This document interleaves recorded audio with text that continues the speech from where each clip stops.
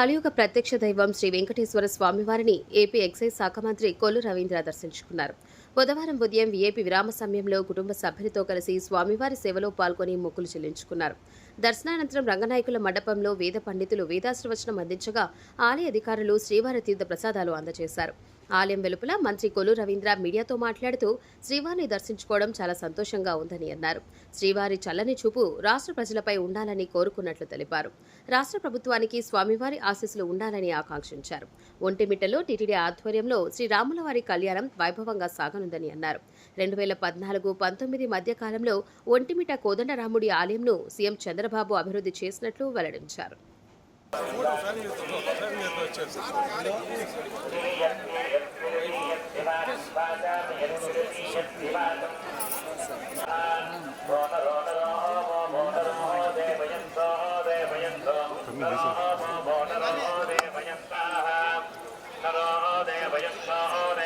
ఒకరు సెల్ఫీ అంటే అందరూ ఫోన్లు ఎత్తుకొని వచ్చేస్తారు.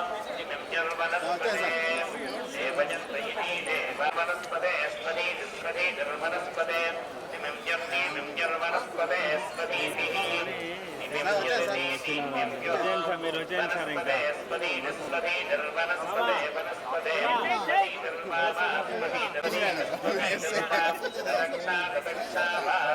ఇంకా వాళ్ళందరూ వచ్చేస్తారు తెలంగాణ చాలే రానా. ఈరోజు కలియుగ దైవం శ్రీ వెంకటేశ్వర స్వామి వారి దర్శనాన్ని చేసుకోవడం జరిగింది. చాలా అద్భుతమైనటువంటి దర్శనం. మరి యొక్క స్వామివారి యొక్క ఆశీర్వాదాలు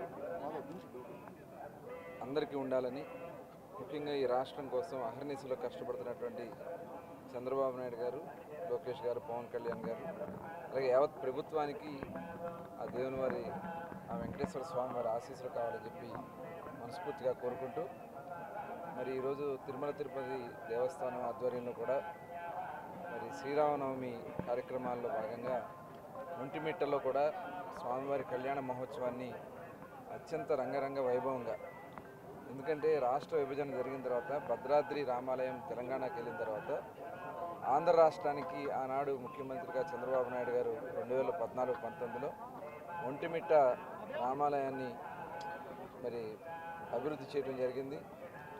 రాష్ట్ర కార్యక్రమంగా అక్కడే కండక్ట్ చేయడం జరుగుతోంది.